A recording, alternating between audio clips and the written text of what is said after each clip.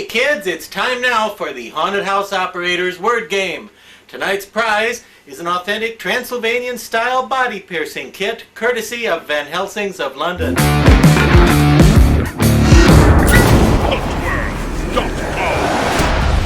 it's kind of sad because we're filming the intro to Hauntworld The Movie Part 17, which I believe is the last one, unfortunately.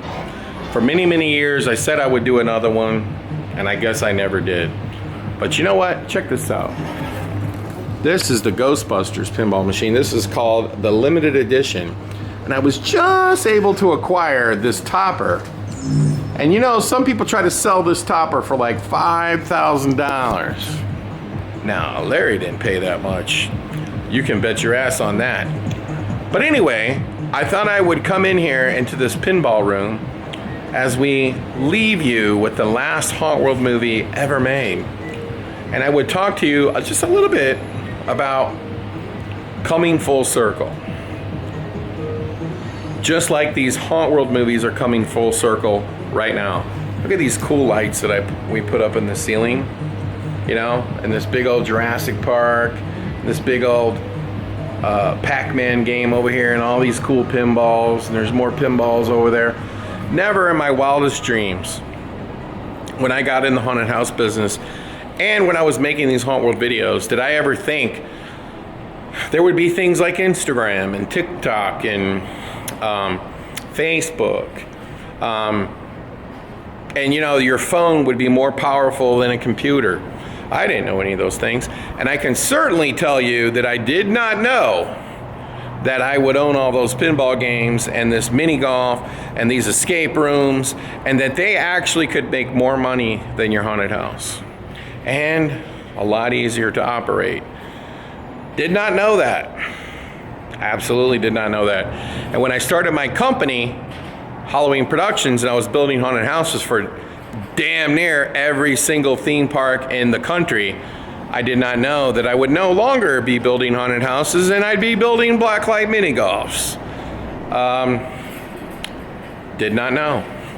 But it is what it is. And so the moral of the story is that if you're going to be successful in business or in life, you have to be willing to evolve and ride the waves, because you never know what's around the corner. And so if you're ever stuck on things have to be a certain way, you're never going to make it. That I can tell you. So as we bring this Hauntworld series to close, I want to say to everybody, we uploaded these videos because we do care about the haunted house industry. I have always cared about the haunted house industry, and I have always tried to share information. Some people think the opposite, but the truth is, I've always cared and always tried to help anyone that I could. That is a fact. I helped get this haunted house trade show started so this industry could have their own trade show, so we weren't at the mercy or under the thumb of the retail industry. We started a magazine and we tried to put out great information. We had the website hauntworld.com, which helped people find customers and gave people a chance to communicate with each other and learn from each other. We did the first ever national public relations program that helped put the haunted house industry on the map with the entertainment industry. We did all these things, and we did it because we cared. And this was the last Hauntworld video that we made because we moved on to other kinds of videos, such as how to detail. And that was our next line of videos after this one. We did how to create your own haunted house, part 1, part 2, part 3, part 4. We also did a really cool video called how to renovate your haunted house, like how do we go about it here at the Darkness. So we did that as well. And of course we have done 13 or 14 haunted house tours for the haunted house industry, where we have spent our life savings practically. I mean, I can't even tell you how many Lamborghinis I could have bought for the money that I spent on the haunted house for haunted house tours, where people thought that I was doing it to make money, but I was really doing it to help the haunted house industry, because I probably spent 5 times more, 10 times more than we ever took in. But you know what? You only live once, and you do the things that you're passionate about. And the things that I'm passionate about is being creative and creating things. And I get excited to see things that I haven't seen before, which is why we're doing this Hauntworld YouTube channel now. We're doing it because we just like sharing information. And most of the videos have been about haunted houses. Now, some of them, like, why wouldn't you want to see, you know, Mario Kart? I went through it, I uploaded the video, why not? Okay? So there we go. I'm just doing the YouTube video to help the haunted house industry. And then, you know, if I was being completely honest, I'm having fun doing it. And, you know, there's nothing wrong with that. So now, I want to say thank you for all the people that bought the Hauntworld videos, that supported us, that supported the magazine and everything that we've tried to do for the haunted house industry. You know, thank you to the people who have appreciated it. And if you are not one of the people who appreciated the things that we did, maybe after you've seen all these videos and listened to my monologues, maybe you would have a new appreciation, and that's all you can ask for. So now, let's talk about the very last Hauntworld movie. And I have to write these things down. So this one is the first video that had 13th Gate on it. So you get to see 13th Gate, which is today is considered one of the best haunted houses in the entire world, hands down. And a lot of people would say their escape room facility is the best one in the country. So you get to see what it looked like essentially 20 years ago.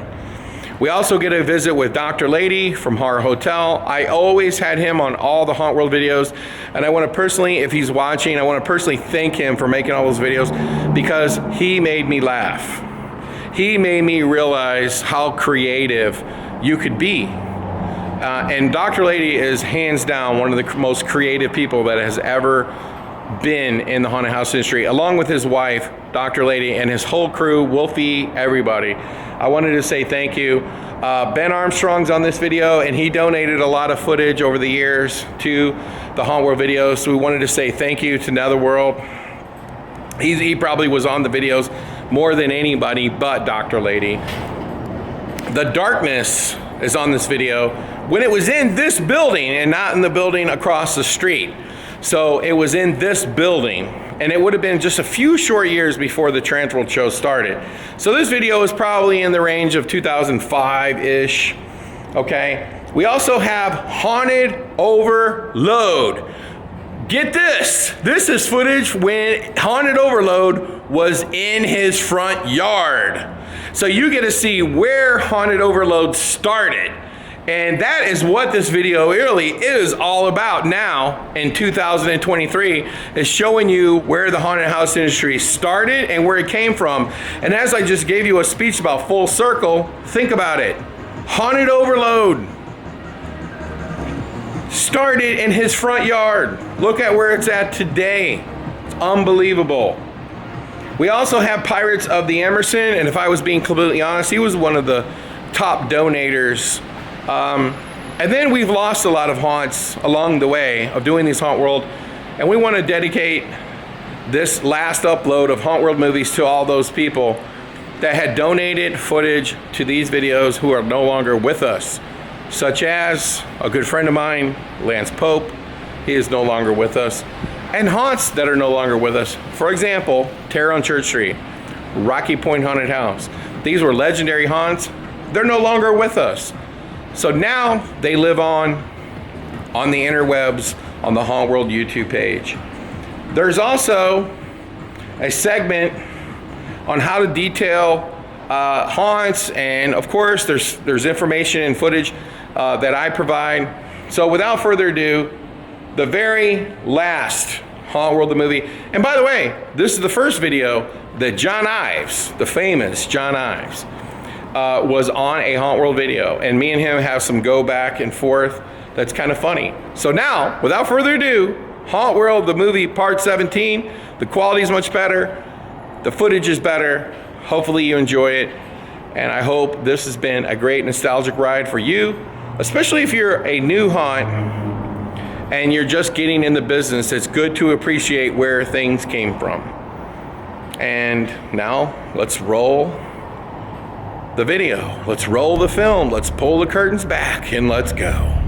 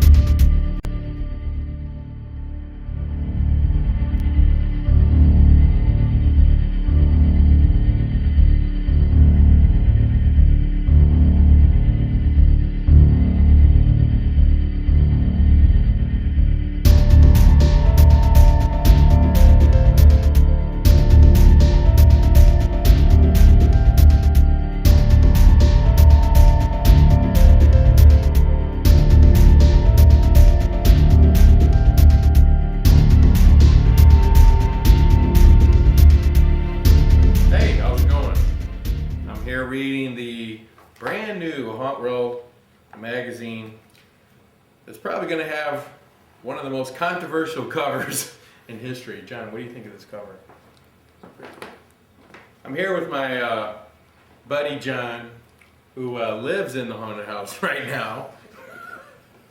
He's a master of gore, and let's see, it's February, right, John? Yeah. And we're redoing The Darkness. We've been working on it for how long, John? 2 weeks. 2 weeks? We've been working on it longer than that. You've been working on it 2 weeks. Yeah. I think we've been working on it since January. No, before January. It's been a long time. We've built some incredible stuff, and we're going to show it to you. We're going to show you the foam stuff we've done. We're going to show you how we've made the haunted house more confining, and what we think is going to be more scary. What do you think, John? It'll be a lot more scary. By the way, John is ready to go to bed. We have rats in the building, and this is what he eats. And, he's got to hunt down dinner. He's got to chomp that down. Of course, he's got to boil it up in the microwave, and then he's got to hit the hay. And but John's been working here like a slave, right, John? Yep. Are you a slave? Sometimes it feels like it, working for you. Hey, John, we're going to have a quick interview for this. John, what do you think your strong suit is in the haunted industry? The haunted house industry? Yeah. What do you think you do good in the haunted house business, besides sell hot dogs? Just about everything. I mean, as far as scene work, I do scene work. What's your philosophy on gore? You're big into gore, aren't you, John? Yeah. Look in the camera, John. You love gore, don't you, John? Yeah, gore's cool. Hey, real quick, tell us, how do you catch dinner in the darkness? How do you catch the rats? You have to be really fast. You have to be really fast? Okay. Well, let me tell you real quick. You know, you have to admit, that interview with John over here was worth every penny you paid for this video. Now, let me tell you, we got a new magazine coming out. It looks like it's upside down, but it's actually not. It's about Rocky Point Haunted House, and the cover was designed by Sydney. It's actually a beautiful cover.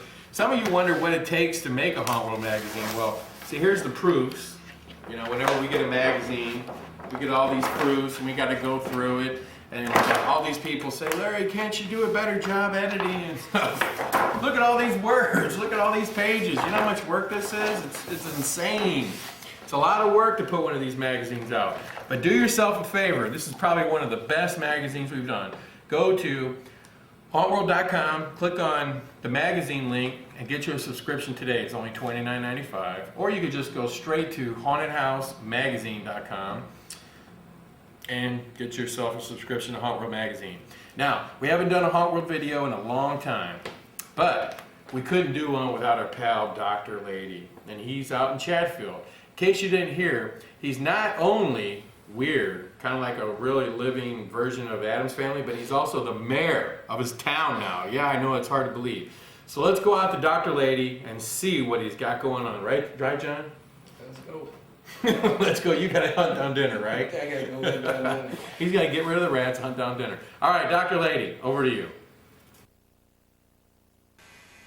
Thank you, Larry. Unfortunately, it may take me a minute to find the best possible footage of last year's Horror Hotel. I have to look through all these old tapes, and I have 11 boxes of tapes here to go through, so this could take a minute. Sorry, I'll find it. You know what, Wolfie, come in here and entertain the viewers until I find the best tape, huh? Okay, I got just the thing. This'll work. Yeah, whatever.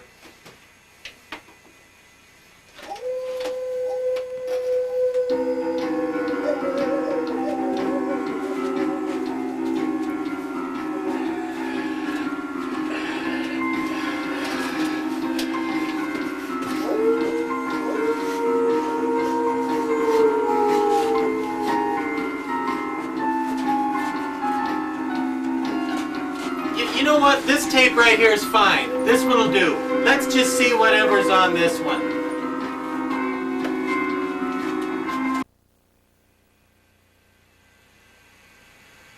Welcome back, NASCAR fans, to Horror Hotel 2005.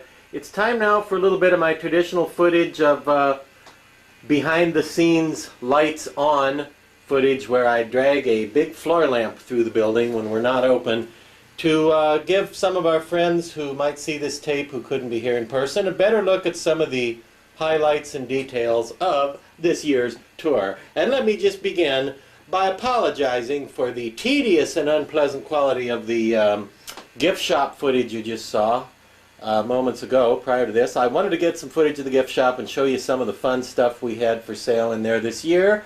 But the only time I was able to actually get my hands on the camcorder and get in there and do that was before we opened one night, so it wasn't much fun in there. There weren't people in there, and well, you know. Anyway, let's see. This room, the first room, which is the front desk where our guests check in, is of course largely same as it ever was this year, but for some minor changes to certain specific details and decorations in the background, and the guests. In this case, let me see if I can get a good shot of Norman Bates from Psycho, as sculpted by Wayne Strong and Henry Alvarez, and his mother, sculpted by Carol Hicks. Hey kids, how about that?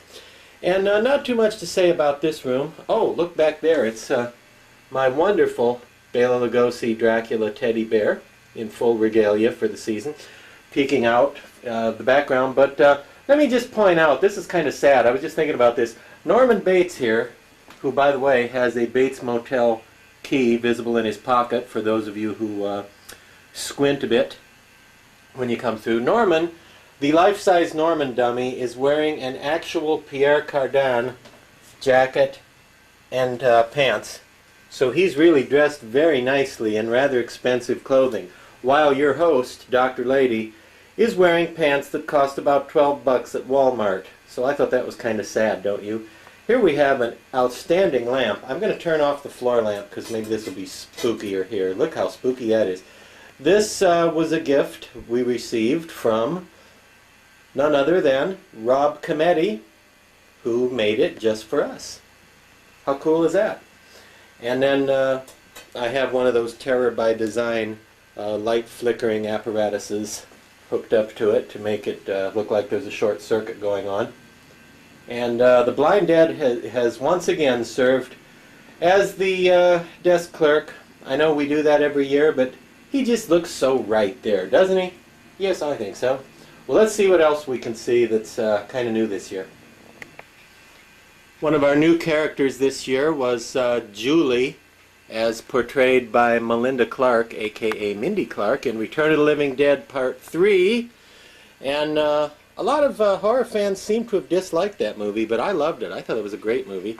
Julie is here with pretty accurately placed piercings and chunks of broken glass and keys and wires and things sticking out of her like in the movie. And, well, this was sculpted by our good buddy Jeff Wehinkle. And like most everything around here, painted by me and haired by Laura. Julie is having a eye brownie, having a little snack there. And notice the couch or love seat or whatever you want to call it that she is sitting on is made out of an actual coffin. A real, very nice hardwood coffin I got from a nearby funeral parlor. And, well, Laura did this lovely upholstering job on it over here to make it, oh, actually those pillows were made for us by friends.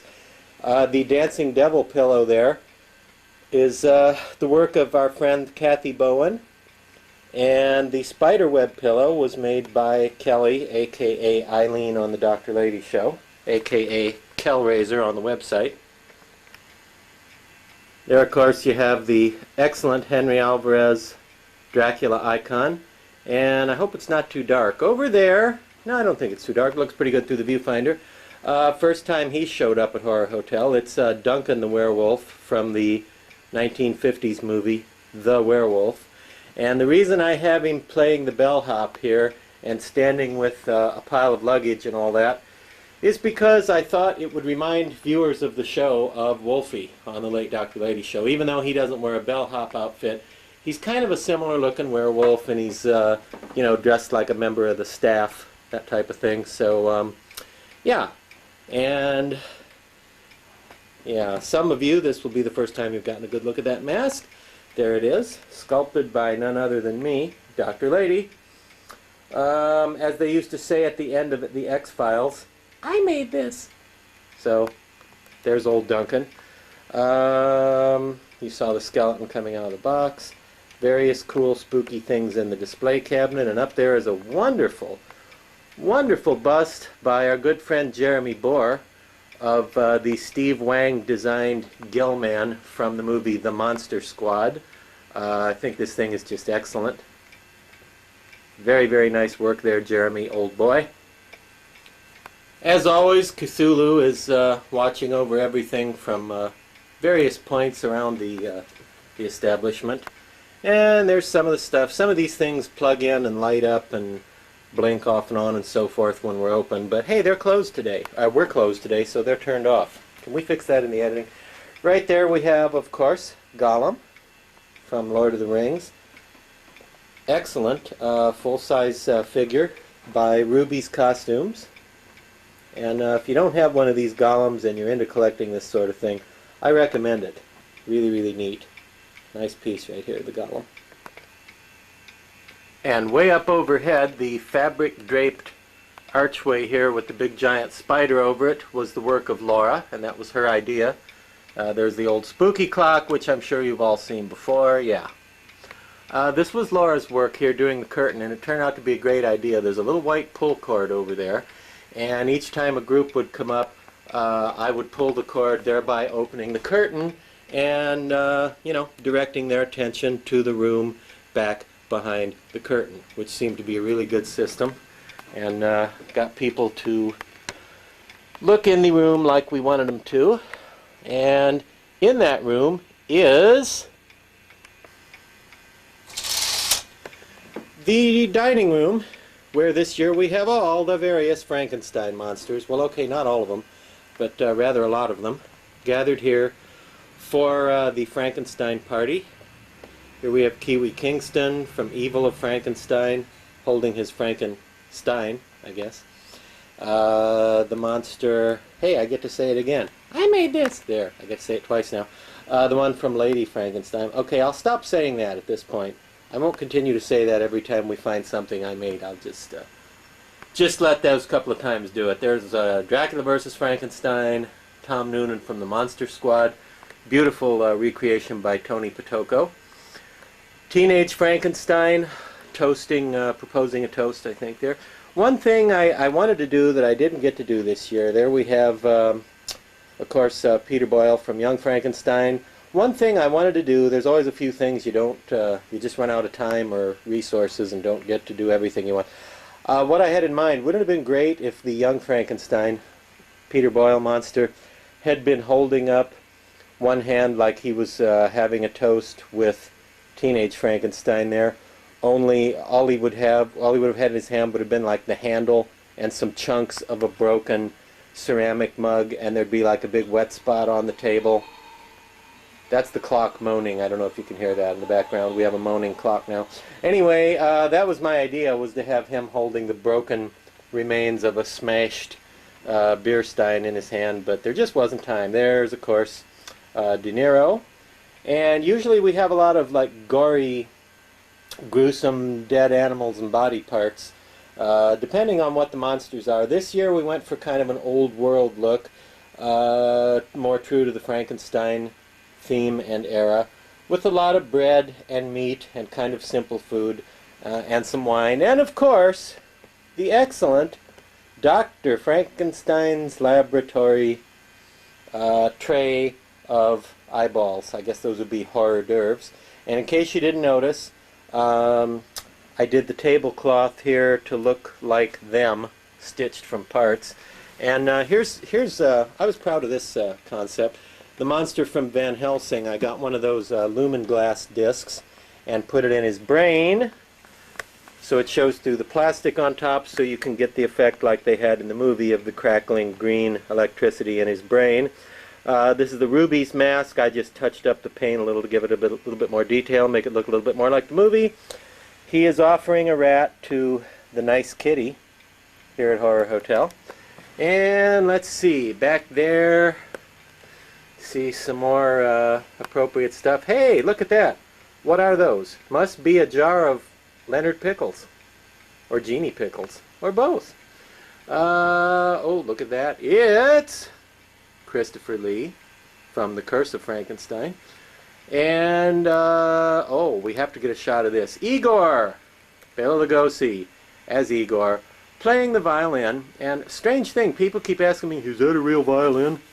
I don't know what to say. It's like, no, it's a projected hologram from across the room. You know, no, it's just, actually he's empty-handed, and the way the shadows fall makes you think you're seeing a violin. Of course it's a real violin, isn't it?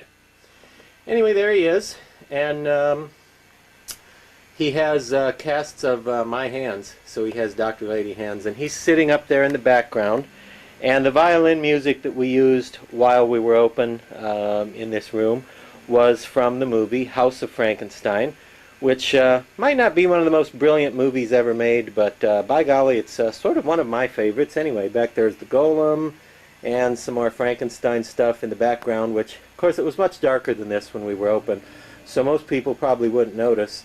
Frankenberry is back there among the Frankenstein-related artifacts that we have decorated the room with for this guy, the classic Frankenstein from Universal. And folks, this is the Ruby's mask. I'm going to try to hold still here for 2 seconds. It's the Ruby's mask, and I did paint in the scar a little bit because it was just greenish gray. It didn't have the red in there. But then Laura gave it real hair, and I just thought it looked so great, thought it looked so excellent with real hair added over the sculpted hair that the mask normally comes with, that we wanted to use him this year just so we'd have a different Frankenstein that we haven't used before. So there's how nice that piece can look with Laura's hair work added. How about that? Give her a big hand. There's a big hand right there. And way back there, it's a Death Studios Meg Mucklebones, which I think is just called Swamp Witch officially, Miles Tevis sculpture. And she is wearing a lovely outfit from our good friends at Castle Blood. And she's carrying an evil stick. So watch out, because she'll stick that thing out and trip you with it as you walk by. Got a lot of bling going on here. Maybe she's from Lord of the Blings. I don't know. But thought she turned out looking pretty cool. Yeah, you get the idea. She looks like this, okay? Across the room, more cool stuff. More Halloween bric-a-brac, including my favorite little display this year. It's Laura's witch bear Wanda, the Halloween witch bear, who is presiding over her own little complete Halloween village this year of little buildings and spooky houses and things that light up and blink on and off, and etc., and other little miniatures there. Most people didn't even notice this display, I think, but the ones who did seem to appreciate it and think it was pretty cool. I wish it would have been a little more prominent because I thought it was neat. There you have it. The bear presiding over the little haunted village. Let's see. Let's take a look in the space alien room here. Good old Darth. Oh, I love this guy. This is a Jaggeroth. He was a new addition this year.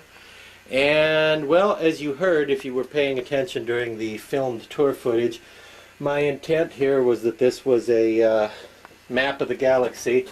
And what I wanted to do was get some of those little stick-on stars and moons and stick them on the plexiglass, which is fastened to a tripod there, and do it that way. But believe it or not, I couldn't find any, so I ended up just buying a little jar of fluorescent paint, and I painted the galaxy on there myself. And I don't know, it turned out okay, I guess. It isn't wonderful. I'm not sure if everybody even understood it, that Darth Vader is using his lightsaber like a laser pointer and pointing at some point on the map of the galaxy, and they're all looking at it, trying to figure out how they got lost. And let's see, he's new. That's a Cyberman from the BBC, direct from Doctor Who. And in keeping with the Cyberman theme, there you have a silver spray-painted Godiva's biscuit box liner. So remember, folks, when you buy those boxes of chocolate candies and cookies and biscuits and things, keep those plastic liners, because you can make aliens out of them. And down there's good old Cynthia reclining in the corner, keeping an eye on the proceedings. Let's see, I think that's all the new characters in here. One kid noticed, one wise guy commented when they went through, "That robot's made out of a fan." And I thought, well, you know, that's legitimate, because, like, in Star Wars, you know how they have repair droids and battle droids and mechanic droids and so forth, protocol droids. This one just happens to be a fan droid. Thank you. Speaking of fans, here's the Phantom of the opera. And as we said, he's written a book of romantic advice for other monsters. And, okay, I want to show this off, because I was rather proud of this. I did the cover on the computer, but I came up with the logo consisting of a broken heart with his mask as part of it. And, well, I thought that was rather clever of me, don't you? One of the little numeric things I do, just to amuse myself, that I do a lot at Horror Hotel, is that there are exactly 13 copies of his book here in the room. You can see there the Phantom poster, book signing tonight. And another thing I do just to amuse myself, although I know nobody could possibly see it, hey, why shouldn't I? All the books over there close to the Phantom have to do with music and or opera, just because I thought he would like it. And here is an interesting trivia fact that nobody knows, but now you, lucky viewer of this tape, will, now possess this privileged information right here. Guess what we used to do the Phantom, because nobody had done one of the guy who played him in the new movie. So there with the Phantom mask over it, I chose none other than Atticus Finch. That's right, Gregory Peck is the Phantom. And I think it looked pretty good, really. I think it worked with the costuming and the mask and everything on there. There we have the Beast from Beauty and the Beast. Fabulous mask sculpted by Kathy Tharp. And of special interest to fans of Horror Hotel, I think, because much of the hair on it is Laura's actual hair off of Laura's actual head. She used her own actual hair right there. I told one of my friends that recently. He said, "She bald?" I said, "No, she didn't shed a tear." Of course not. Back there, Don Post Mummy, holding his copy of the book to speak to the Phantom. And other monsters. I, Madman, Quasimodo, Dr. Phibes, right there, the Creature, Thank God I put that Chucky doll back there, because just about every group somebody would say, Chucky, there's Chucky, look, look, there's Chucky, look, there's Chucky, look, whoa, it's Chucky. Man, just amazing. All this cool stuff in here, and people go nuts over a little Chucky doll. So, other cool stuff here in the background, which you barely get time to look at all this stuff when you come in. Not everybody gets to see everything because it's, hey look, there's a joke nobody noticed. Internet for Mummies is on the shelf back there. Along with a great head by Garly Nara. I believe Garly Nara provided that head. She knows who she is. And of course, Ashes of Obnoxious Teenagers, which we didn't have too many of this year.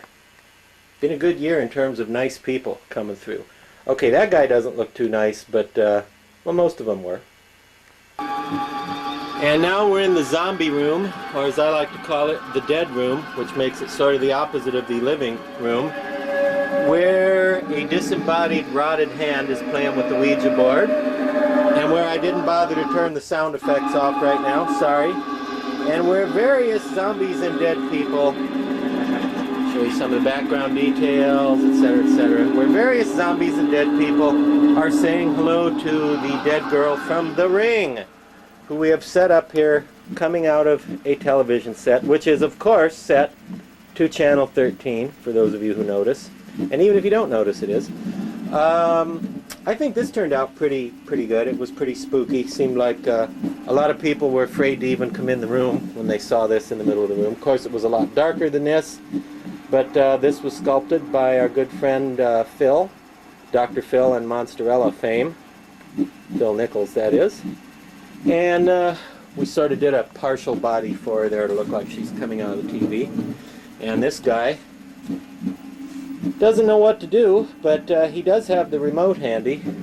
And I hope nobody noticed that this great-looking zombie here, who had the very severely rotted and torn and shredded and mutilated clothing on, had absolutely nothing wrong with his necktie. That's one of those little background details we hope you don't notice. So please, don't embarrass me by remarking on it. Hey kids, it's time now for the Haunted House Operator's Word Game. Tonight's prize is an authentic Transylvanian-style body piercing kit, courtesy of Van Helsing's of London. Laura has 1 minute to get Wolfie to say this word. Cover your ears, please, Wolfie. Okay. Safety. Safety. And go. What? Okay. Here at Horror Hotel, no. Here. Oh, okay. No, okay. Here at Horror Hotel, we take a great many precautions because of fire. Ants. Oh, no. Well, not most of us. Well, if you have a haunted house, usually the city will send out this kind of inspector. Hostile? Well, sometimes, but why does the inspector come out? He's looking for... Bribes? No. Okay.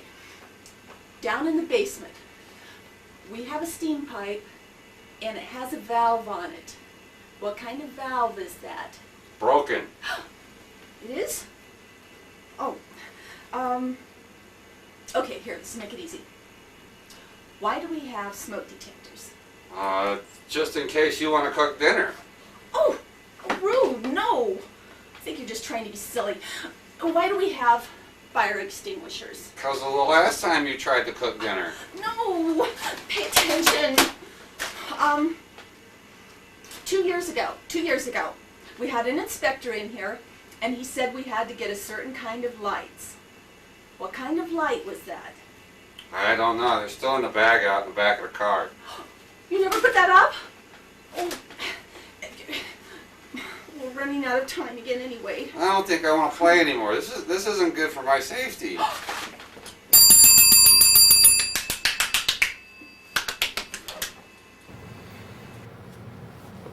John, wake up. You're in the middle of where I'm making my video. Remember, I told you John sleeps here. I'm not joking. He really is sleeping here. We make him sleep on a chair. These skulls from Scare Factory are great pillows, right, John? They're comfortable. Sometimes you wake up with a neck injury. Yeah, sometimes I got a skull print. Then we got his other brother, John. He's on the other side over there. And they both sleep here. Sometimes you sleep on the concrete. Sometimes. Sometimes. Sometimes. Does it help you get your dinner? If you leave your mouth open with a piece of cheese in your mouth, and then you just crawl in, and you instinctively know, right? Yeah. Yeah, okay. That's how I find Well, out. anyway, we're down here, and we're in the darkness. We're in our pre-show area. John, why don't you help me? I know, do you need to go back to bed? No, I'm all right. Okay. What we have here is maybe you can kind of pan across the room a little bit. We can put a little light in the room, Mr. Lightman. I don't know if you can see really good. It looks good. You see these poles right here? See these poles right here? They had ropes and stuff. When you come into the darkness, most of the people wait outside, but when you come in, we want to queue you in a queue room before you get in the haunted house. And the queue room helps set the setting. And as you see, we bought these beautiful panels from Scare Factory. Some of the people tore the skulls off, so next year we're going to put Vaseline all over the skulls so they can't, when they put their hands on them, it'll be like, ooh. But as you can see, everything's seen. This here is an animation that is actually triggered by the guy who lets them in the haunted house.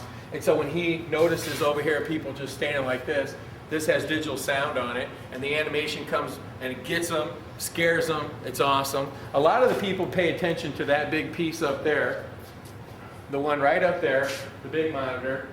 And what that is, there's a projector, and we have CGI up on that screen.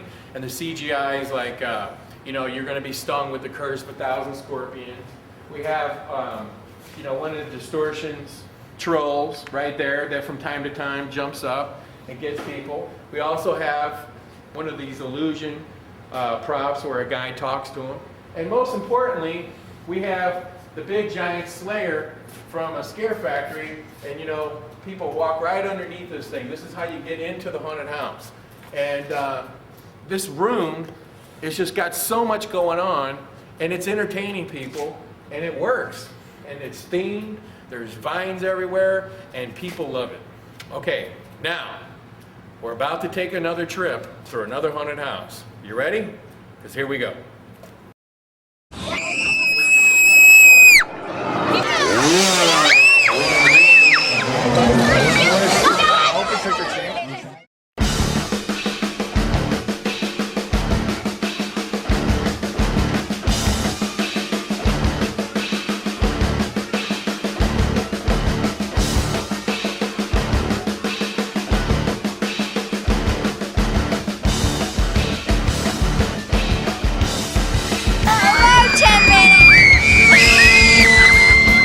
Holy smoke!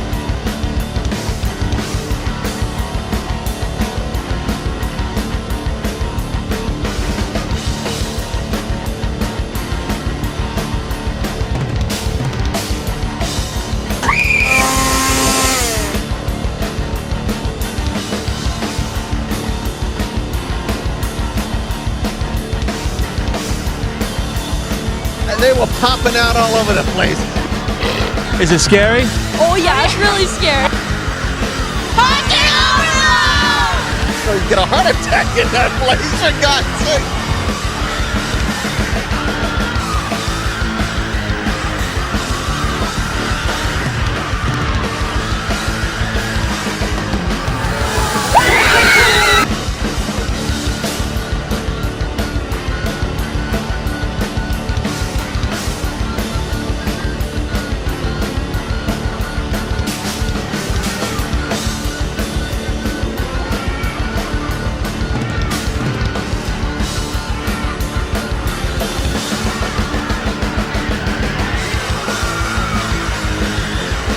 The theme of my haunt is pretty much the traditional elements of Halloween, like a lot of pumpkins, witches, werewolves, goblins, vampires, grim reapers, just pretty much the traditional elements that you think of when you think Halloween.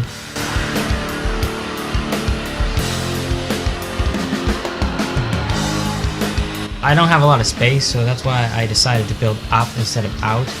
And so now I get the telephone company to come and sink telephone poles into my yard and make these massive monsters. The biggest one this year was the ghost, which is 34 feet. You know, I didn't have a ladder to go that high, so I had to borrow one from the hardware store, climb up there, and you know, put the head up and then put the body up all in sections. And it's pretty hairy up there at 34 feet. You know, it's not for the faint of heart.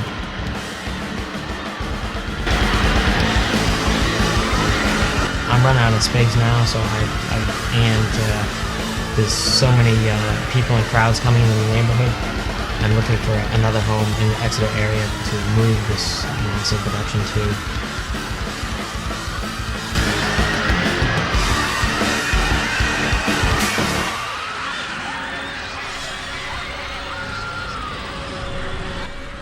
It's grown from a couple of jack-o'-lanterns out in the front yard to this thing that looks like a theme park. I mean, I've had people come up to me and say, you know, they're taken here by a friend, and they said when I pulled up, we thought we were at Universal Studios, for God's sakes.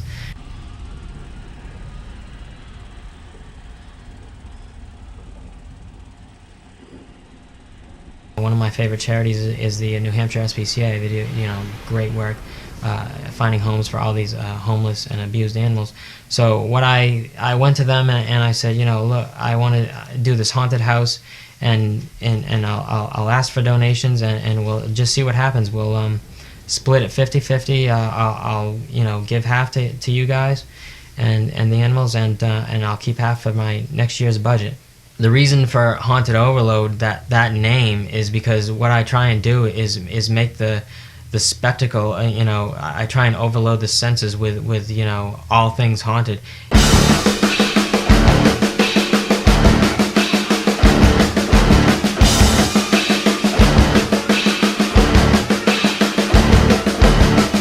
So what did you think? It was spectacular. It's got to be the Awesome. best in the United States. It's awesome. Awesome. I mean, it's unbelievable. The inside is I never saw anything shocking. like it. It was good? Like, you wouldn't even believe how good he did. I mean, it was just great. It was amazing.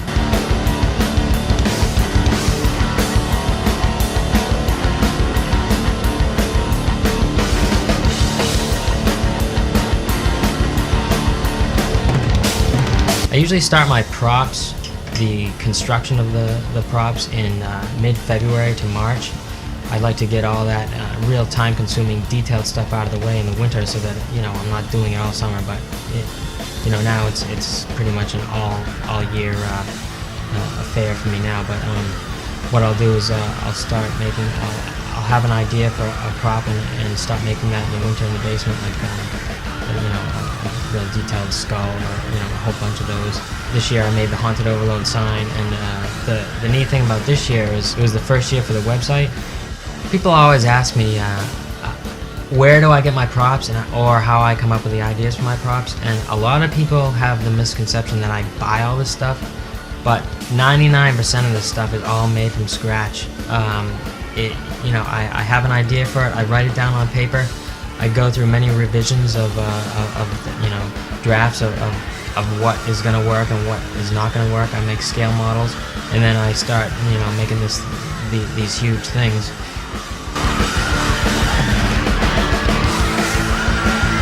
We live in town, and I bring a lot of people over there, and I tell them, don't forget to go to this. How much fun is this? Oh my God, it's so fun because, I mean, like little kids, and then even adults, because they'll just, if you pop out, they'll just scream.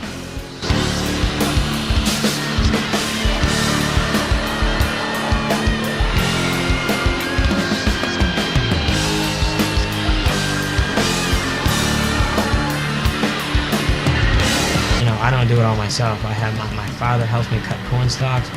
Neighborhood kids, you know, bundle the corn stalks. All kinds of, you know, friends and neighbors and relatives come over to set up these, you know, the mazes and the fences, and the spooky tunnel is built by my brother-in-law Dan, and it's just it's a community, you know, affair. Everybody pitches in to get this thing done.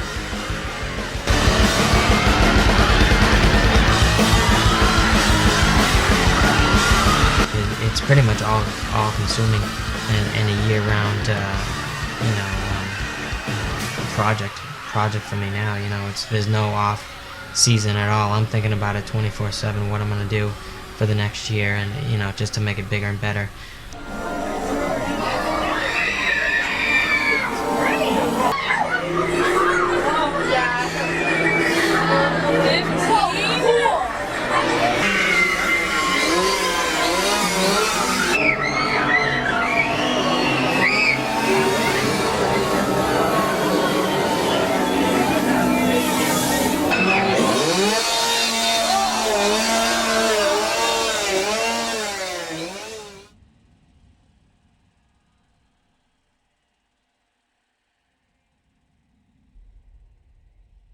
What do you think? That was the scariest thing in my whole entire life. It was awesome. Really a lot of fun. She was crying. The clown. You were crying? Yes, I was. The clown like murdered her. It was fun. No, this is the first time. First time? Are you excited?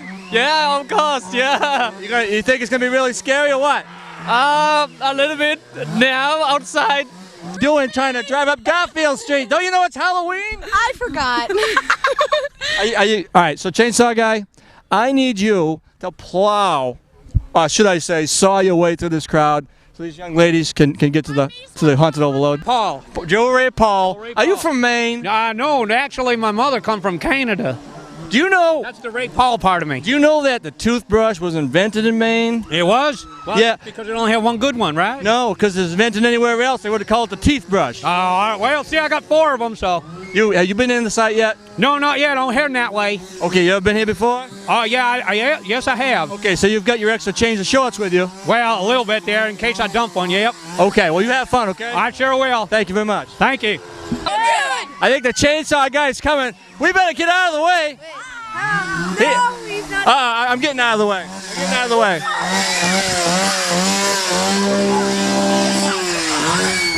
Holy cow. What do you think of that guy? That was pretty intense. Pretty intense. Is there a chain on that saw? Yeah, he can kill someone. He could definitely do some damage. It wasn't scary? No. Okay, I gotta ask you a question. I want to ask you a question. Was he scared at all? Yeah. He was crying in his peeing in his pants. He was really scared. Pants. I think he was scared. No, I wasn't. Haunted Overload. You wet your pants. Wet my pants, I tell you. I almost dumped the load in there too, but no, I can't. I held on, but it's good in there. It scares the bejesus out of you. Did you see anyone that resembled your relatives in there? Actually, there was a guy walking around there with just a no jaw in the upper teeth. I thought he might be my cousin, but nah, I was mistaken. No dice. Now, I got to ask you, Billy Joe Ray Bob. Billy Bob, Joe Ray Paul. Ray Billy, Paul, that's the Canadian side of me. Gotcha. What was your favorite part about Haunted Overload? There's a guy in the back there, and as you walk through, you know, he's not moving. Then he comes out, and it blew this thing. It sounded like a duck farting. Scared. Oh, that's what made me wet my pants. Made you wet your pants. Now, look, there's a Walmart right down the road, Billy Joe. They got Depends. I'll be all set. I'll come back again for a second time once I get my Depends on. Okay, hey, thanks a lot. Appreciate it. All right, have a good one. Have you ever been here before? No, never. Never been. How'd you find out about this place? From this family that we're with. Oh, hold on a second. Chainsaw Guy, is there a problem? No problem, okay. Now, hearts can't take going through there again. What is your favorite character? What was your favorite character? You. Me? He was scared to death. He was? He pushed me in front. Tell me some more. Yeah, but he pushed me in front. He was scared I to made her death. go first. Is this gentleman with you? Yes, he is. Okay. No, we don't even know the guy. All right. Absolutely, it's the best I ever saw. Are you coming back next year? Yeah, oh, you sure. better believe it. Absolutely. All right. Yeah, it's spectacular. It's like one of the only nights of the year when it actually happens, and it's so cool because it's in my town, and it's the 12th best in the nation. That's amazing. Listen to how excited you are. I know, it's just crazy. Dude, when they were running by, she was like, "Oh my gosh!" That was so funny. Do you have night goggle vision on those glasses? I should have. You probably should have. The spooky tunnel, have you been through that? Yes. Has the dog been through it? No. The dog. the dog. Gonna go through the line again? I've already went through like 10 times. It does. This gets better and better every year. Oh my God, yes it does. It's unbelievable. Look, you gotta go back to work, right? Yeah, I do. Gotta scare a few people? Yeah, I think I'm gonna go make a little older adults cry, not little kids. That's fun, isn't it? Yeah.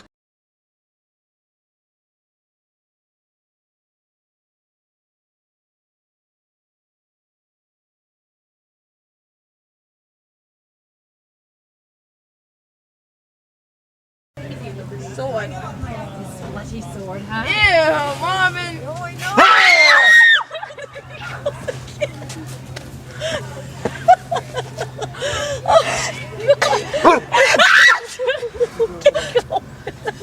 You guys are You go. Cassie, let me I go. don't want to go. Oh my God.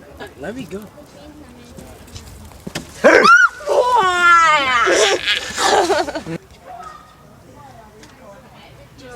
Here we go.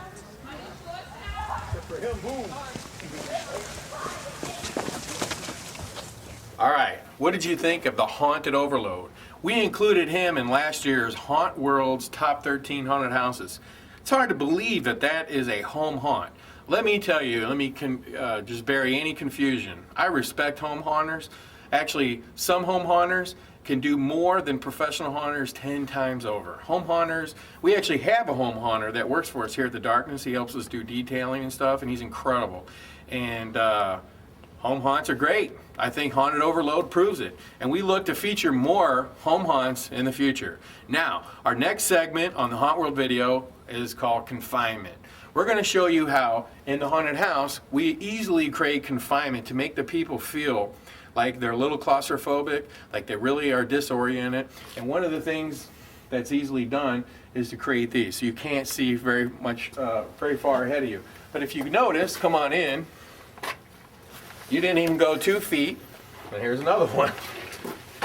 You don't go but 2 more feet, and here's another one. While all the same, John, get over here. John, quick, get up here, John. Come here, John. There's your dinner. All right, come on. This is really gross watching him eat that, okay? And you see, we got vines, another one, okay? We don't go very much farther. And here's another one, okay? Now, we've entered like a little small area, and here's another one. Come on in, folks. Now, there's nothing more confining than what we're seeing here. You see not much space. There's, the whole environment is on top of you. No big, giant rooms. Everything is closed. And when you come over here, we've created illusions over your head to make you feel like the room is smaller. There's another one. Broken pillars, carved foam rocks. And you come around the corner, and the actor, see, is able to hide behind these confinements. And actually, if you look over here, see, you can get out at them from right here. Now we're going to walk in the haunted house. We're going to show you a couple more things that are confining. Okay, as you can see, like in this room alone, we bought like literally hundreds of these panels. And they're real close. They're only, 4 feet wide. You got all these skulls. It definitely makes you feel like you're trapped inside of something. Okay, of course, more of these. We're going to need our light guy in here. We've got the props right out close to people. We got pieces overhead. You go through more curtains. Okay? You're in another small confined place. You get a shot of that nice Egyptian, like get up on the rocks. And that's another thing. We try to do everything tall. And the headers, look at the headers right here. Now this is, there's cords hanging everywhere, but we're remodeling. We come into this hallway, more confinement. These beautiful panels real close to you, headers, more of these. Now look at this awesome room. In this awesome room, we have an actor who's able to just get right out at you. And look how confined this room is. I mean, it is tiny with another curtain. And it closes this room, and it makes the people really edgy. Look at this. We've got more skull panels and another curtain. You just don't know what's on the other side. And that's what's beautiful about doing this kind of theming. It really makes the customers feel really eerie and really uncomfortable, and I think helps your actors get good scares. Not to mention, they can always be hiding behind these curtains and get a great scare. Okay, now, we're going to go out and visit another haunted house. Last time I couldn't remember, so I got to refer to my script. We're going to see the 13th gate. Can you believe I couldn't remember that? The 13th Gate is in Baton Rouge, Ohio, or Baton Rouge, Louisiana. It's an incredible haunted house. It's about 17 minutes worth of footage. Let's go out and check it out.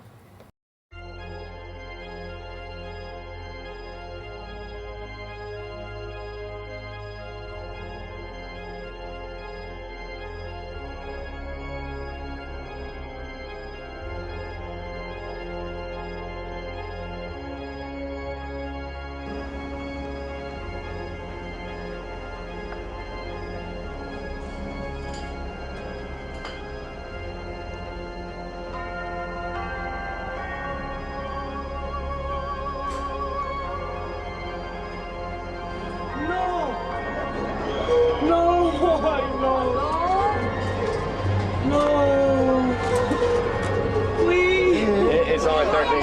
There's 13 floors, don't worry about it. What? There's only 13 floors.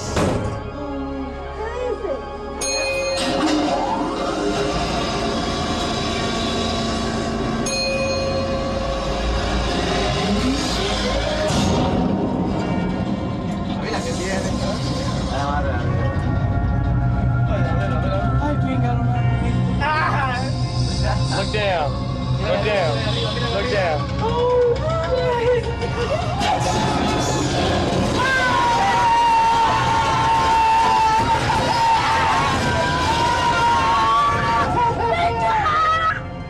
What happened? Welcome to the 13th Gate.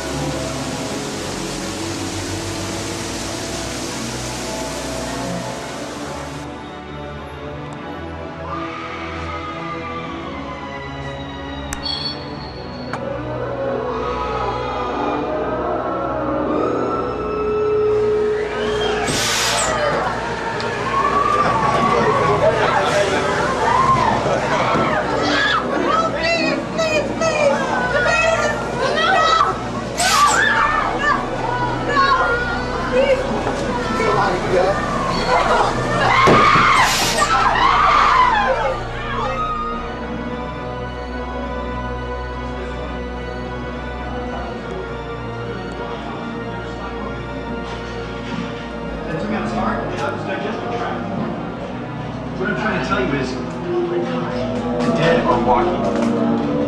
That's all I can say. How are people supposed to protect themselves, Doctor? This is the most contagious disease we've ever seen. What I would say, and I warn you, everybody, do not come in contact with any of these zombies.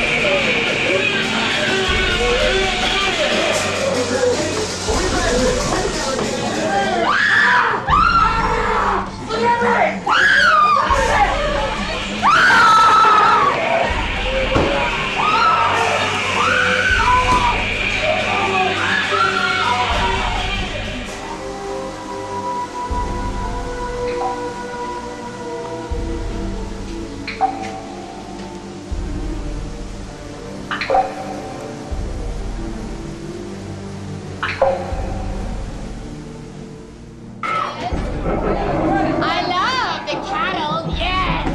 Come to me, little boys and girls. I'll make sure you never see life again. Little boy. Hello, little boy. Come see me.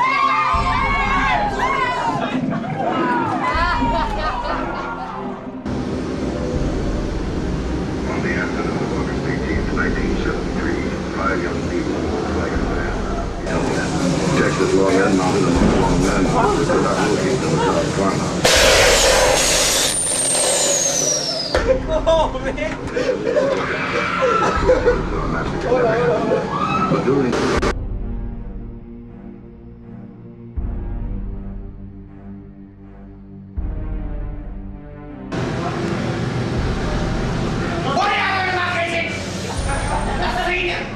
He was looking at my meat with a hungry eye. Y'all afraid of a little bit of blood? That was my eye! Meat with their hands. Everybody gets bloody in the kitchen. Y'all like rare meat, right? You like it rare, juicy, and red? Bleeding on the inside. You like it bleeding on the inside, I know. Oh, what? Y'all afraid of a little bit of blood? Come on, you can't chop up meat.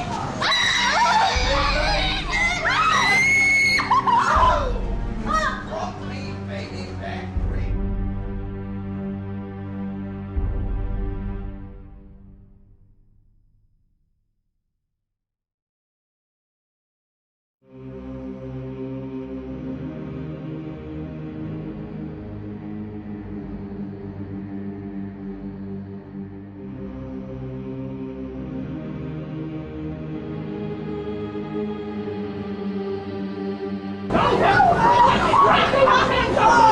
Please, my girl, my neck!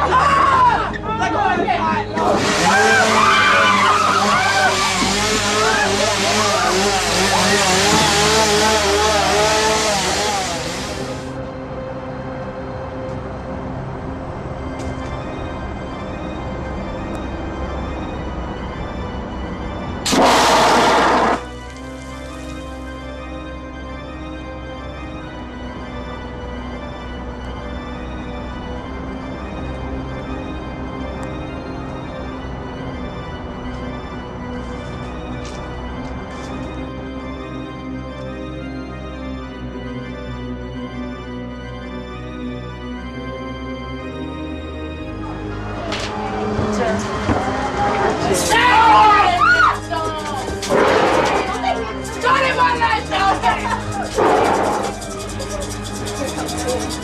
I need 5 little girls for my soup. I take care of you. Nathan wants to eat you.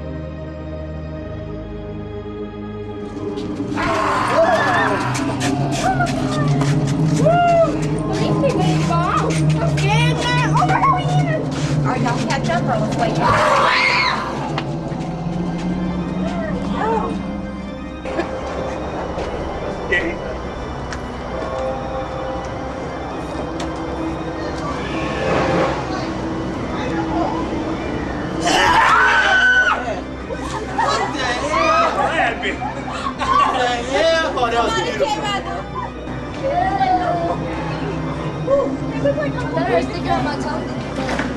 Where is it? Did you see that?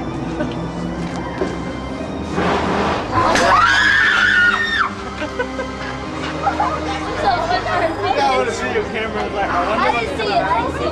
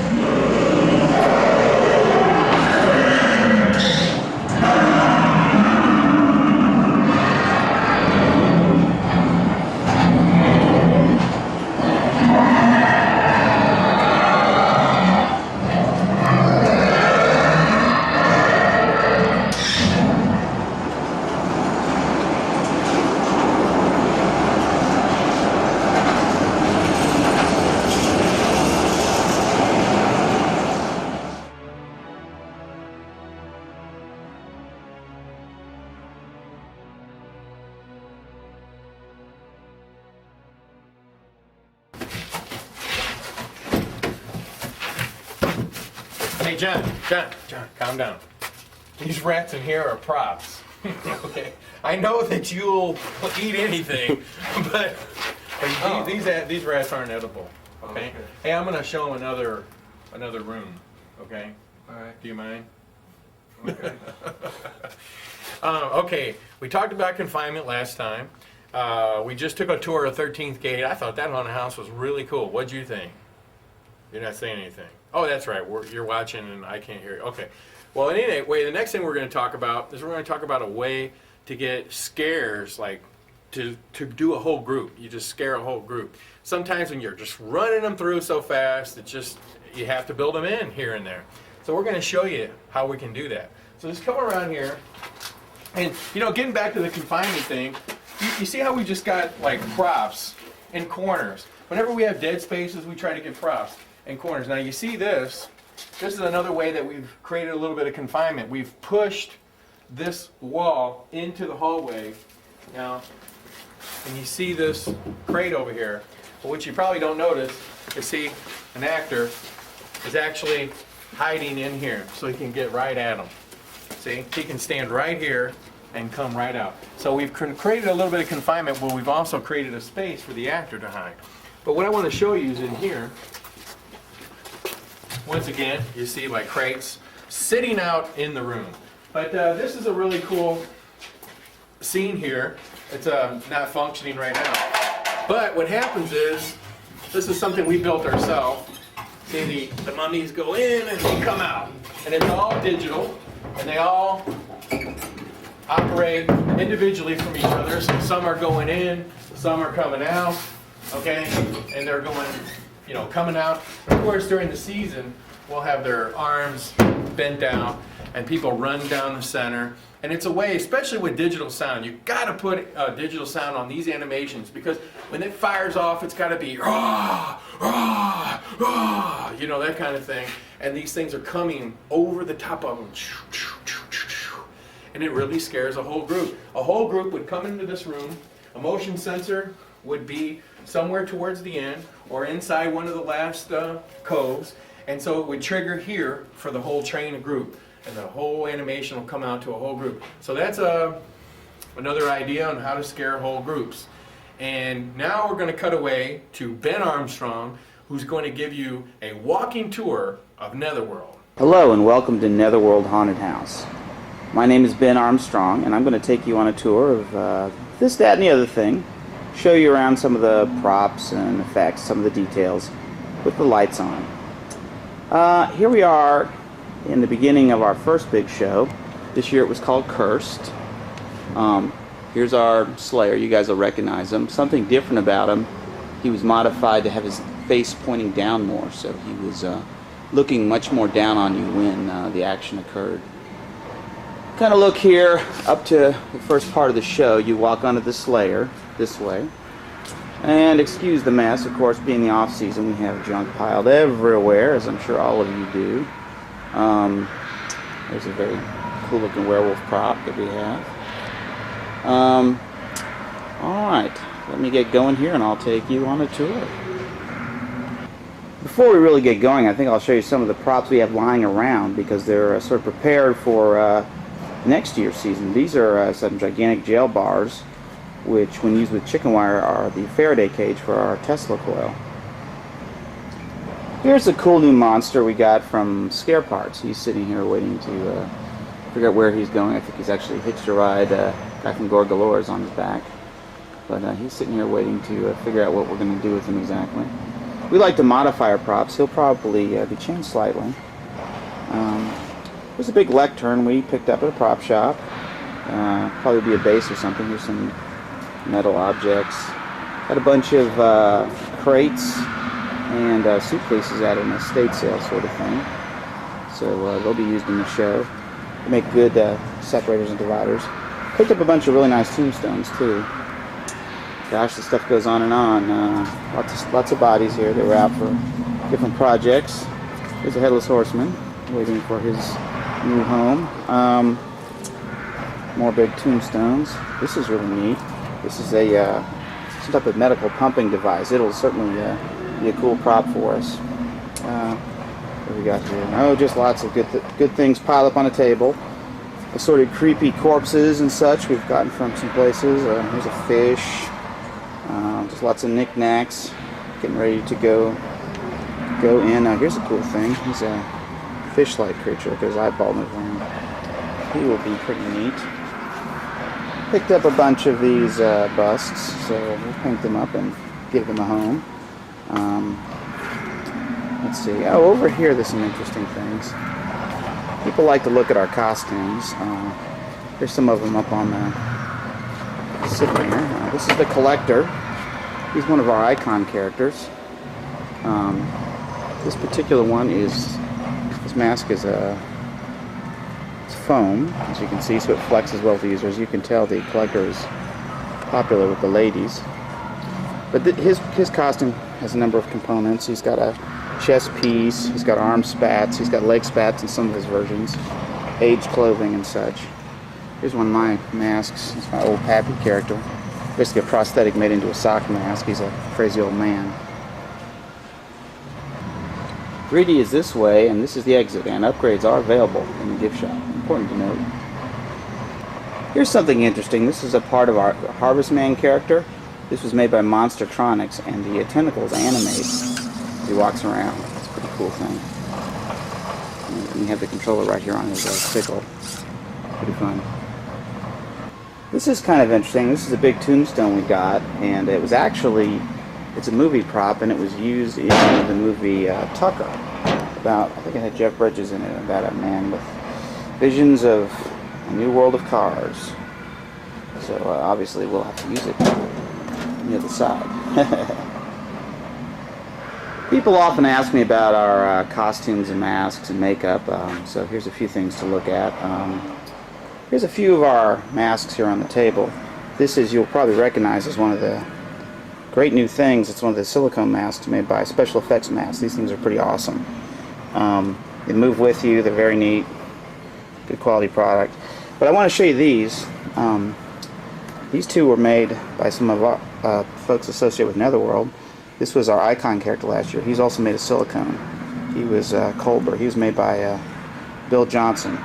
But it's really neat, the silicone, how it moves and grooves with your face here. And this is one was made by Brian Wanya. This was a fish character, also silicone. Very interesting new product. I'm sure we're going to see a lot of fun uses for this in the future.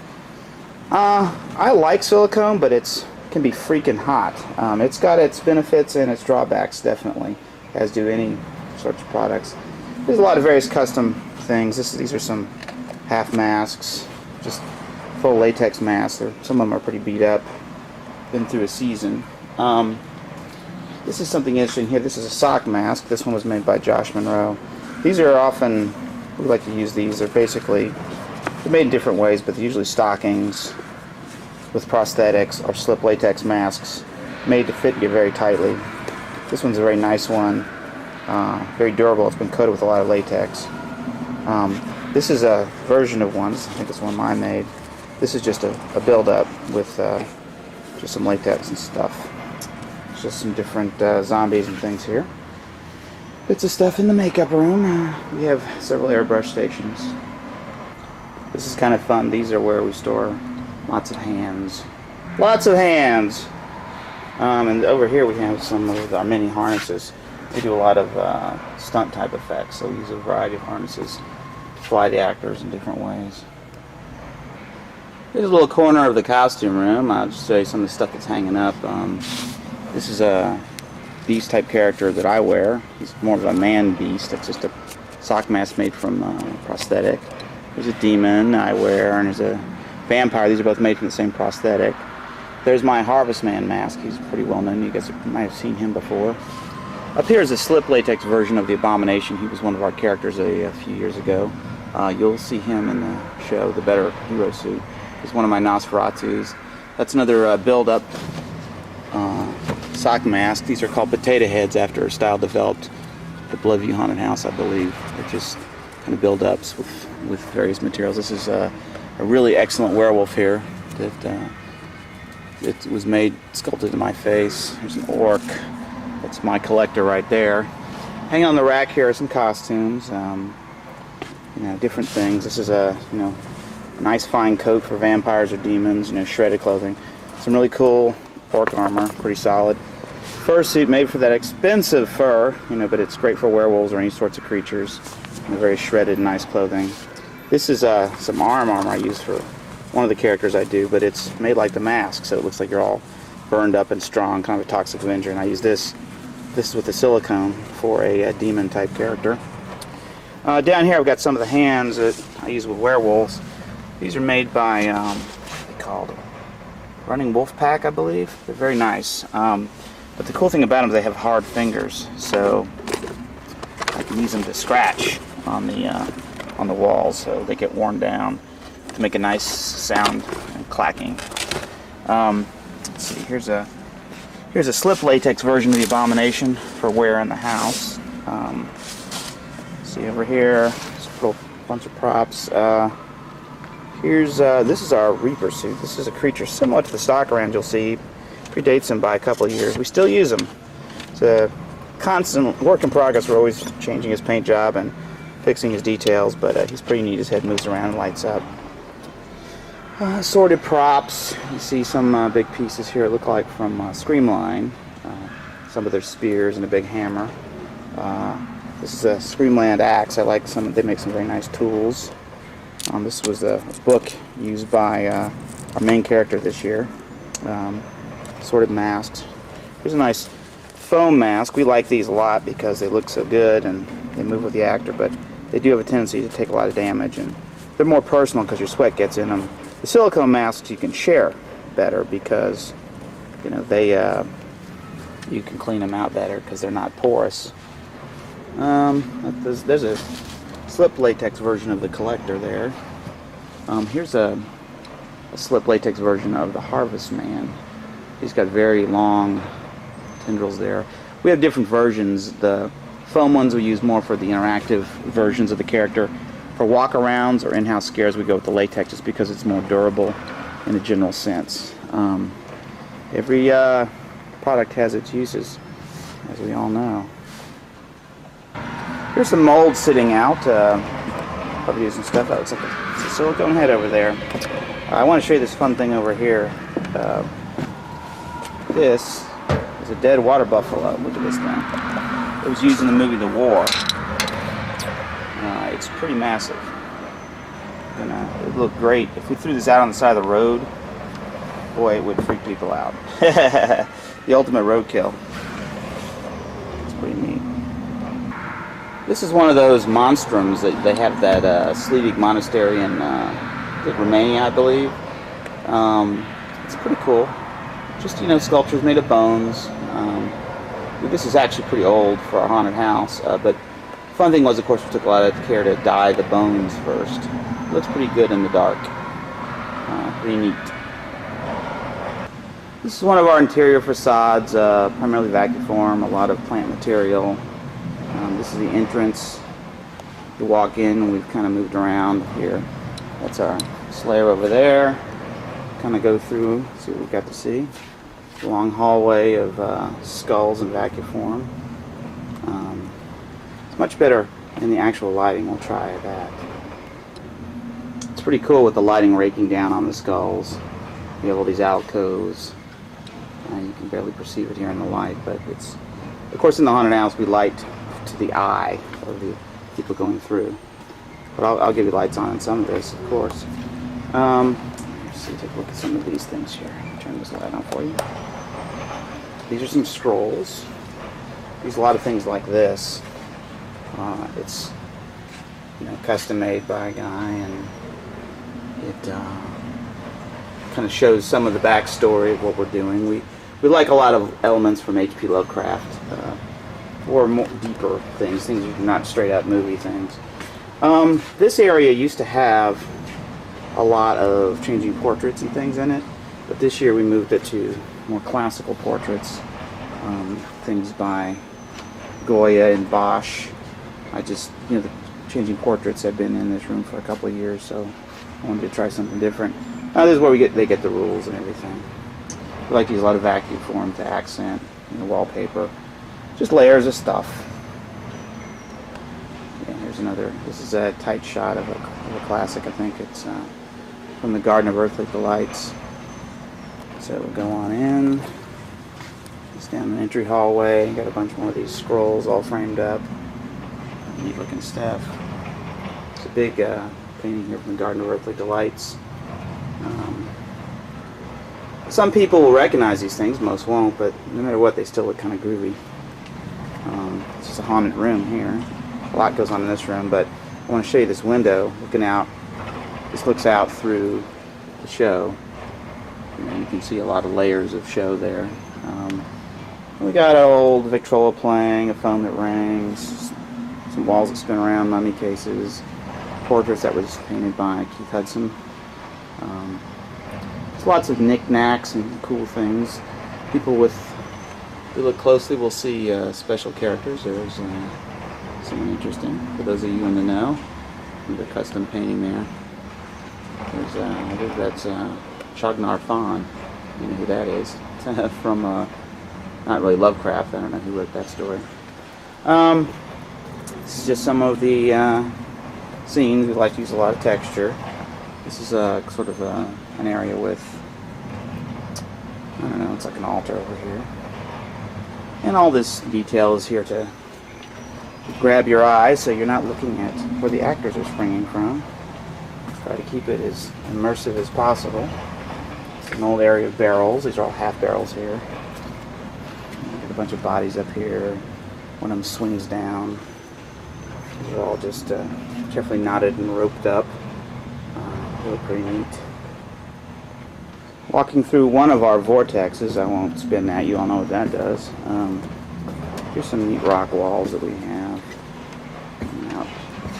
We'll do some interesting things with these this year. Built an entire room with them crushing on me, it'll be pretty cool.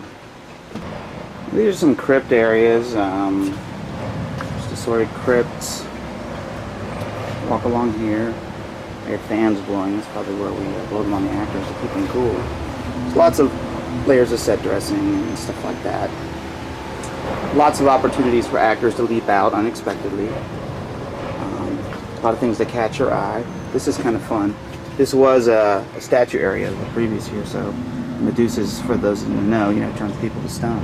So it's kind of fun that she's there. But it's not a statue area this year. We're going into an area of the Harvest Man, who was our icon character from several years ago. There's a scarecrow with a moving door, old beat up stuff, some neat folk art looking sculptures all over the place, bodies. This is a figure of the Harvest Man that's animatronic. They'll leap out at you.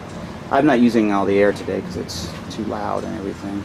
And here's a great big facade of this tree creature. It's pretty darn big. We're going to walk through that. There's crates and fun stuff in this room. Now we're coming out of a dark area to another graveyard section. See, here is our collector character. He's kind of moving around the graveyard as a distraction for the actors. There's a nice tall tower in the graveyard.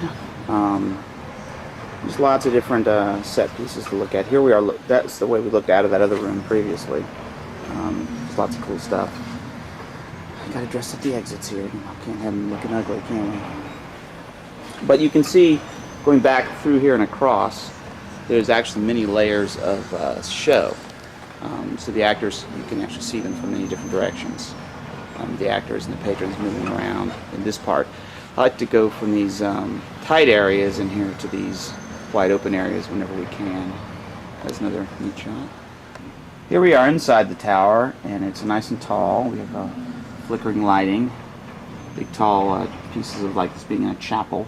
But the interesting thing here is we had an actor on a platform that would lean out towards you like he was a statue, and it was a pretty neat effect. Coming out of this tower, just more bits of this graveyard, knickknacks here and there. We're seeing things from different directions. There's a pop-up character here, and there's that guy on a horse as we head into a dark crypt. A little area coming out of these crypts. I want to show you this little guy. This was a guy. He came out. He was a Scare Factory guy, but we put in a Sinister Sense air blaster breathed on people, and it was pretty nasty. It's fun. So we're coming here towards the house area. Just lots of stuff, trees. There's an old shack over here. You know, there's little details everywhere, as you can see. There's the shack. I have to put my light back on here. Some big trees. And people move around. They come out on the porch, go back in the house once they enter. But here's the house. So we're going to go into that. There's a little skeletal guy, you know, moving his lantern around up there. Here's a big giant monster who leaps up at you. The little fireflies that fly around. It look really cool in the dark. It's kind of going into the house. Portraits of different sorts. This is a really cool, good drop portrait here with more of these scroll work on it. This is pretty much like your standard haunted house. The only thing really interesting here, I think, are the choice of paintings, which are kind of fun. Let's see. Trophy room over here. This is actually something made by the late Lance Pope. It's a treasured item here. But lots of different trophies, you know, custom monsters from over the years, you know, things we picked up. Looks like Don Knotts over there. Just lots of stuff. This Bigfoot skull. It's pretty cool. There's a mermaid up there too, I think. Yeah, there she is. This is a mirror maze we made. It's hard to really get the effect with the camera. It also needs to be cleaned, but it appears to go on forever and ever and ever, and there's a lot of opportunities in this place for actors to suddenly appear and get you. It's worked out pretty well. We liked it a lot, and it was fun to make, and worked out good. Here's a display full of lots of props. You know, we got a pretty good skeleton here. Really nice iron-bound book with gold scroll work on it. Assorted skulls and implements of destruction. There's a little Fiji mermaid. There's a mirror to see the skeleton better. A Gillman skull. Bits of collections from a freak show we have. Strange mirrors. And knickknacks, you know, lots of cool stuff. But, you know, he's contemplating humans changing into monsters. He's reading the ancient tomes. Like there's the pharaoh Neferka, who is like an Egyptian pharaoh, but he's got octopus tentacles. Extreme subtlety, but you know, some people will get it. We do. It's kind of funny. That's one of those silly portraits. Those moving portraits you get in the mall, but it had a lighthouse that looked creepy, so hey, why not? Just lots of neat stuff. Moving along. Different things to look at.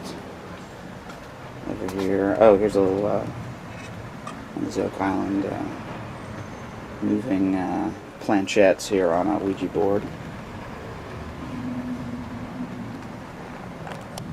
And just another room, wardrobes. Here's some changing portraits. A knight in armor, which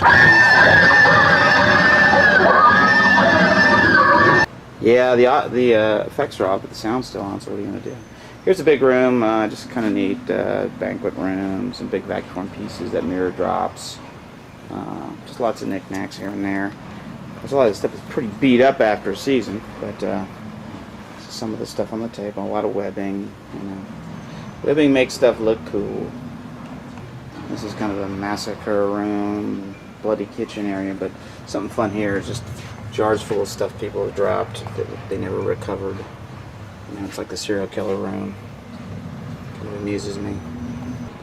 This is an old attic scene, but the neat thing is there's a levitation device here that lifts an actor or actress up in the air so they can levitate. It's a nice effect. Now we're sort of going to the outside area again. This is a garden section. We have a lot of statues here. A lot of very tall Greek-style columns. A lot of foliage, plant material, things of that nature. Lots of neat stuff, you know, fountains. A lot of good places for actors to hide, because as we know, it's about the actors. Some neat work done by Keith Hudson. It's a statue up high, you know, bits of battlements there. There's another really cool statue. Over here there's a bungee platform where an actor comes hurtling down at you. But stuff all over the place, statues and bits and pieces. There's an entrance to a crypt area. There's a ghost that drop down at you from above, and statuary everywhere. And there's a big kind of plant monster over here that comes at you. And here we got old desiccated mummies. Oop, that one's torn up too. Yeah, this is after the season, guys. It's pretty beat up. Here's a neat looking one. You might recognize this. Probably going to be in the cover of the iHide directory, if I'm not mistaken. There's lots of cool stuff. I'm starting to skip things because we're running a little long here. Here's some. Here's a big creature with tentacles that moves. There's a neat looking creature. I can't even see him in there. There he is. Heading on to the torture chamber that's over here. So here we have a rack with a skeleton overhead, Iron Maiden. There's an interrogation chair, broken on the wheel, head crusher, just a lot of fun stuff. Space is a premium here, so stuff is packed one on top of the other. Some area of some crypts. Coming up is kind of interesting. This guy breathes on you. Big coffin drops down, but the neat thing here is this spider. You've probably seen these before, but he's done up as like a crankbait. So he moves, you look at that, and the big coffin drops down. Kind of fun stuff. Some light on here. Got some rocking columns here. Moving back and forth.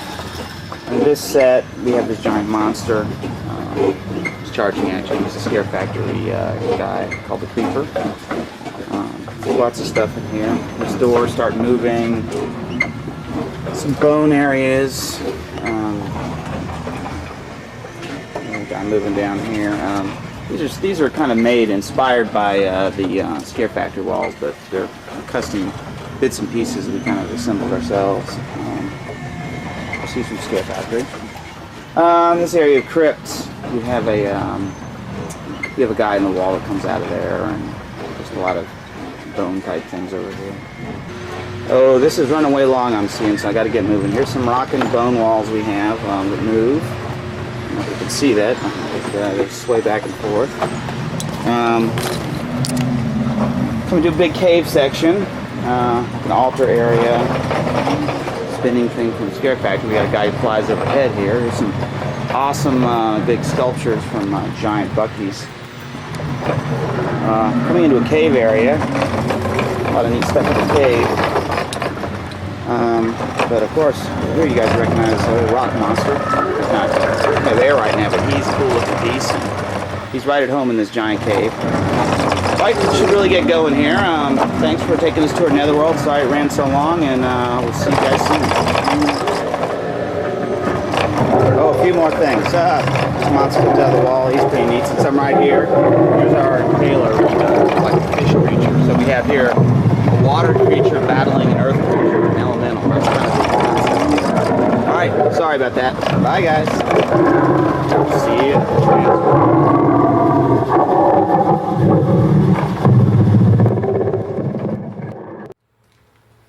Okay, what'd you think of Netherworld? Ben Armstrong gave you a lights on tour, showed you lots of cool stuff. I thought that was really informative. Anyway, what we're going to do now is we're going to show you another little piece of the darkness, and I'm going to show you this new bridge that we created for 2007. But we're going to walk to get there. One of the things I want to show you is look up in the ceiling. You see how we've hung this beautiful moss? We wanted to try to make it feel like you are in the environment you're supposed to be in. We've hung camo net down, almost like a drop ceiling in an office. We've hung it down 3 feet from the ceiling to try to make it feel more realistic. And again, we have our confinement. We got more stuff at the ceiling. And then we have this beautiful facade right here. And this rock that keeps people going in the right direction. And this beautiful piece from Unit 70. Now we step out onto the bridge. Wait a minute. Hold on a second. What's going on over there? Can you get a light on him? What the heck is he doing? John, what are you doing? Oh, couldn't find no more rats. So you're looking. I'm still hungry. I know, but what the heck would be in the gorilla fur? Sometimes flies and little. You got fleas on them. And Okay, John, please do that over there. Okay. I'm really. He's really grossing me out. Okay. Okay, John. Okay. Don't ruin the gorilla. Don't take the fur off the gorilla. Okay, come on in, guys.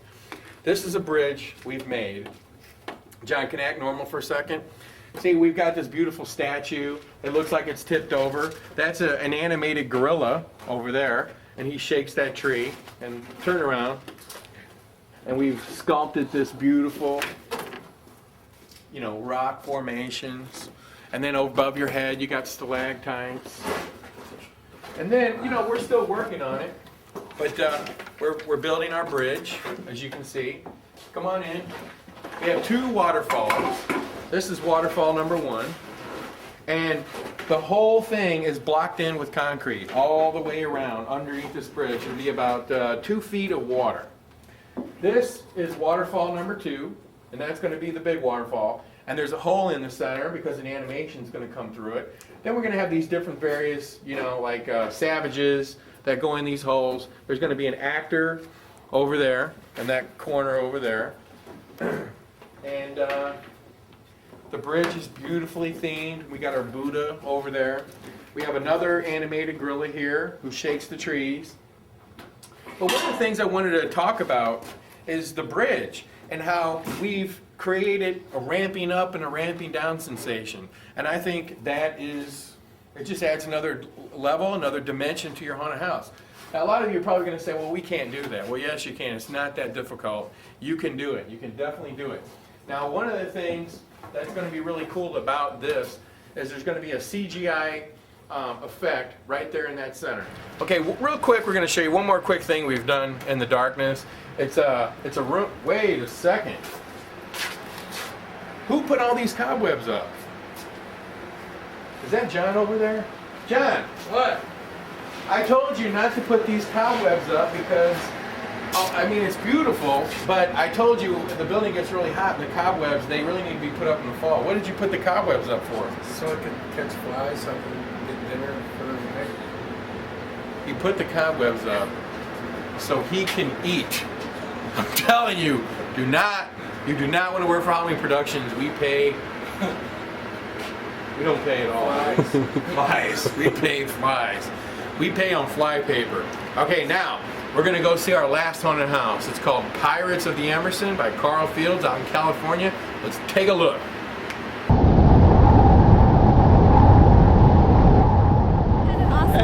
You guys have a good time? Yeah! How'd you hear about it? It was totally awesome, dude! How'd you guys hear about it? We went online! Yeah! Right on. What was your favorite part? Oh, the 3D one. The 3D? Yes! Alright, cool. It was awesome. Well, thank you. But that man's over there, man! Where are you guys from? Oakland! Oakland. Alright, have a good night. Alright then! Yeah! Where are you guys from? Castro Valley. How'd you hear about us? You've been here before? Yes. Alright, what was your favorite part? Alright, anything specific in there? The broom smacked in my butt. Love it. Well, thanks for coming out, you guys. Happy Halloween. Here, talk to you guys. Did you have a fun time in there? Yeah! Yeah? Where'd you guys come from? Walnut Creek. Alright, what was your favorite part? The forest. I like the beginning. It kind of made me feel dizzy though. Cool. Alright, how'd you guys hear about it? Online? Yeah. Not online stuff. Well, cool. Thanks for coming out, guys.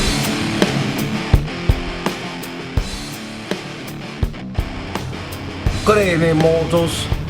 If you're lucky, they call me the Boogeyman. I've been sent as a representative of sorts, a spokesman, if you will, for the toughest crew of refractor I've ever sailed the 7 seas. Speaking, of course, of the pirates of Emerson, ye scurvy land lovers.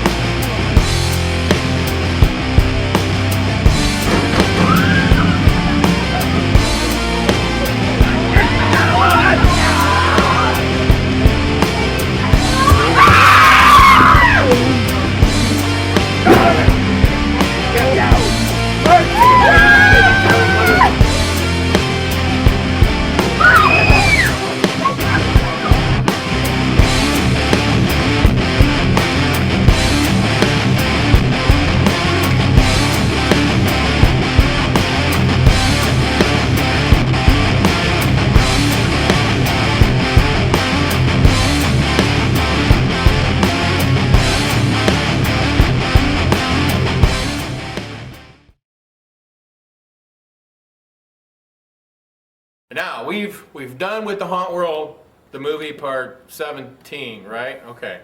We haven't done one in, golly, how long's it been now? 2 years, okay?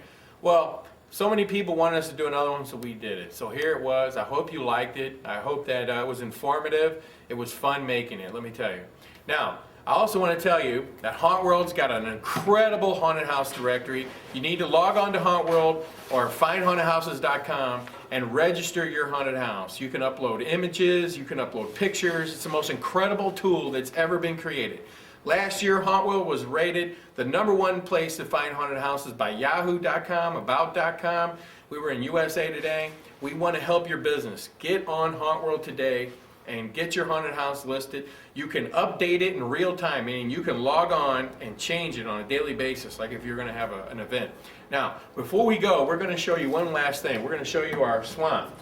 We tried to create the illusion, you see that you're in a swamp. Now, we used real trees, okay?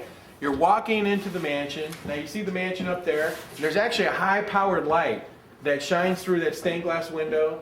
You see, we've created all the moss. And I bought this, the Headless Horseman from Scare Factory. And now you see down here these little silver things. These are called ionizers, and that made the water look like a swamp. Okay, and this was filled with water, and actually the Headless Horseman flung water on people. And you might notice that we've got vines growing up the ramps. And believe it or not, this ramp goes up and down. It creates a sensation. Wait a minute, John. What in the heck? That was sick. What are you doing down there? Fighting rats. Are you full now? For God's sakes. Can you get out of my swamp? Okay. Seriously, dude? What? I'm tired. Okay, go to bed. Hey, go to bed. All right? We'll come tuck you in a minute, okay? We want you to get back to work tomorrow. Don't break anything.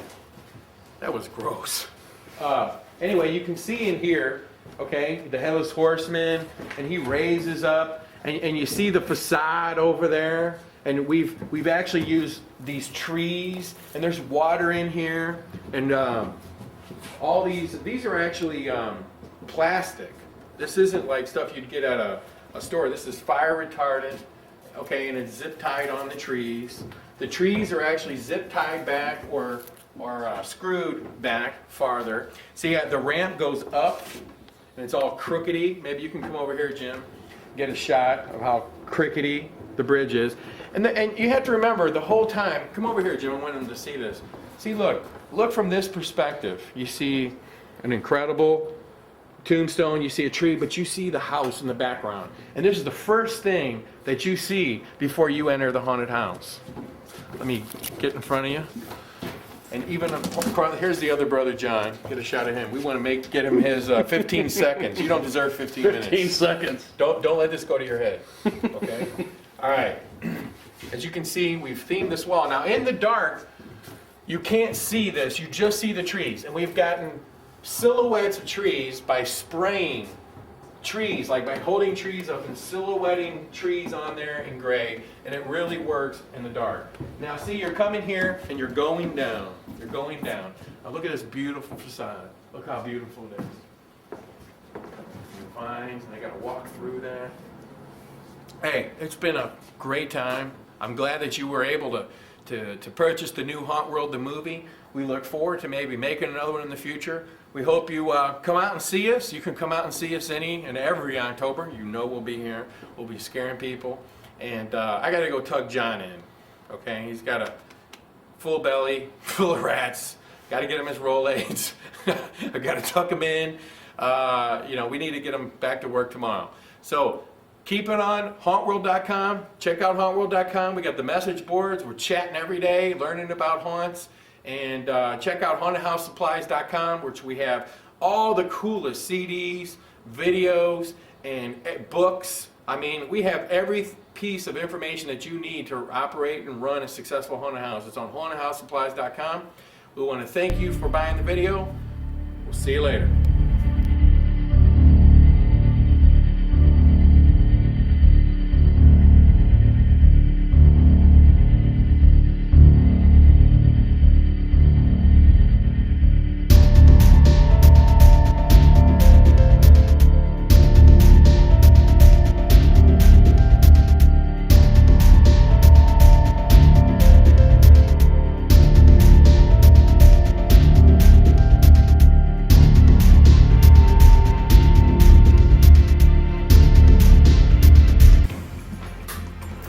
John!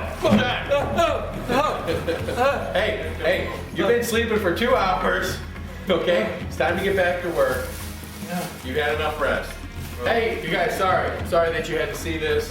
Hey, John, take your pillow. Take your pillow. Put your bed back into the table. The movie's over. It's time to go back to work.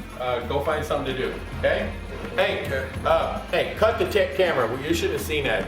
We treat our employees with the most respect around here. Trust me. Cut the camera. So thank you for watching Hauntworld the Movie Part 17.